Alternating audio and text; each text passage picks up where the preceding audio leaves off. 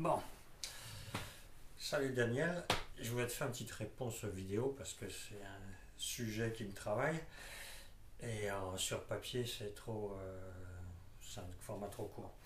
Bon, la question c'est pourquoi je pense que à notre époque et pour un homme occidental, je pense que c'est une erreur en fait d'utiliser toute forme de technique de transe pour avoir des expériences spirituelles ou sur un chemin initiatique contemporain. Euh, donc la question pourquoi ça, il y a beaucoup d'aspects qui me font dire ça.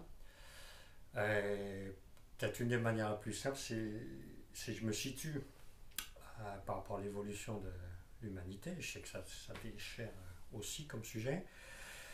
Euh, où dans les grandes lignes, il y a, enfin, si je tire une ligne vraiment très grande, c'est le, la naissance de l'humain au sein de la divinité, euh, mais dans un état de conscience très amoindri. On peut dire qu'il dort. C'est un peu les images du paradis où l'humain est en accord et en réflexion totale dans sa conscience, réflexion du cosmos et des lois divines et du divin. C'est un état originel de paradisiaque, mais c'est un état de sommeil de la conscience. C'est-à-dire qu'il dort, c'est-à-dire l'humain n'a pas encore une conscience propre. Ce qui est symbolisé par l'image de la tentation luciférienne, c'est en fait le moment où l'homme acquiert une conscience individuelle propre, c'est-à-dire qu'il devient capable dans sa conscience de manier sa propre conscience, et par là cette réflexion parfaite du cosmos spirituel commence à se troubler. Donc à partir de là, on a toute une évolution de l'homme qui est de plus en plus troublé dans sa manière de miroiter le cosmos et le spirituel. Donc c'est de plus en plus trouble, donc il y a moins en moins de réflexion, mais en même temps, sa conscience individuelle augmente. Donc on est toujours dans cette diminution du contact au divin et du rapport au divin pour une augmentation de la conscience individuelle propre. Et dans la chute du paradis, on dit que ses yeux s'ouvrent sur le monde extérieur, c'est-à-dire c'est lié à l'éveil au monde extérieur, exactement comme quand on dort et on se réveille.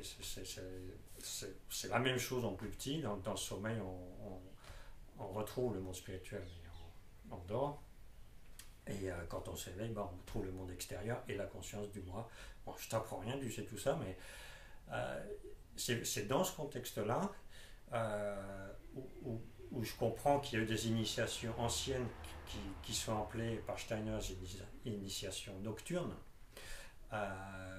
et qui sont des initiations où en état modifié de conscience, on va essayer de retrouver l'état de connexion au divin originel du passé. Hein? Donc on se tourne vers le passé par un état de modification de conscience et on retrouve toute la structure divine, etc.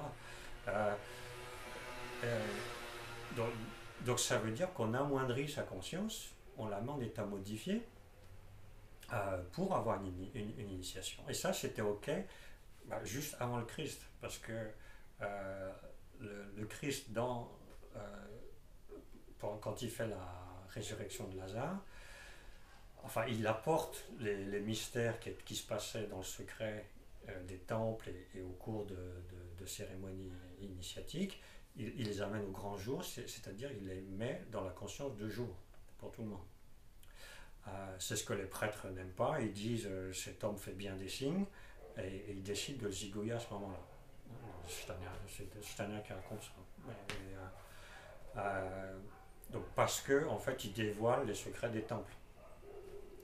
Mais ça veut dire en fait qu'il porte, qu'il change les données de l'initiation. C'est-à-dire que ça devient une initiation de jour en pleine conscience, c'est-à-dire que en ayant la conscience de la matière, en même temps qu'apprendre à à percevoir ce qu'il y a derrière, mais pas en état modifié de conscience, justement.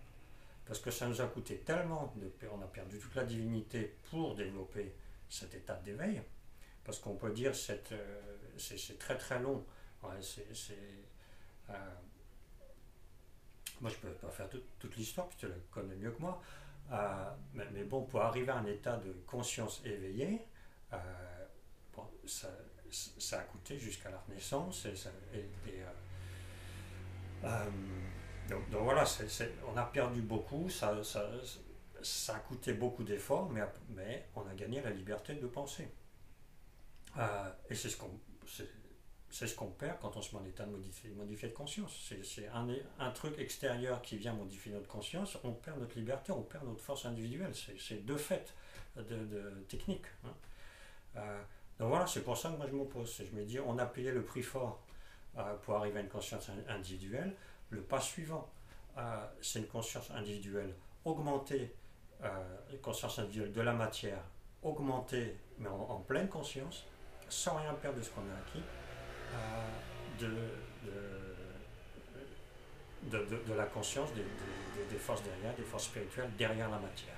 Ce que j'appelle matérialiste, c'est quelqu'un qui ne veut pas faire ce pas, ou qui a ses croyances, etc., qui ne veut pas le faire. Là, je lutte contre les matérialistes à ce niveau-là. Mais je ne pense pas que le retour aux initiations antiques soit la solution non plus maintenant. Voilà.